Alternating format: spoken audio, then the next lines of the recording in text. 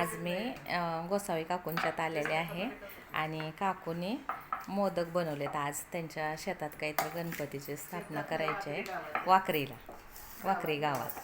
मग त्याच्यामुळे हे मोदकाची तयारी चालू आहे बघा. भरपूर प्रमाणात बनवलेले आहेत. तिकडं तळायला चालू आहेत आणि इकडं हे अशा काकू आहेत हे आमच्या, आणि ह्यांनी असे मोदक बनवायला चालू केलेले आहेत.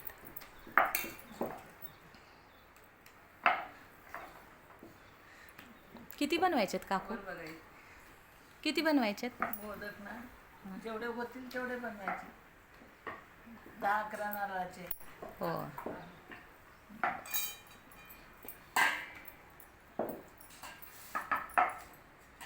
आज गौरीची दुटी आहे. मोदक तळायचे बघा. एवढं काही म्हणजे एवढ्या वेळा असं बसून शक्य नाही उभा राहून तळायचे. त्याच्यामुळे तिनं आपले हे असे बसलीच कट्ट्यावर आणि तळायला चालू आहेत. असे मस्त वाटतंय. पण बघा आज छान वाटतंय. गौरी काम करताना बघतोय. येत जाऊ मग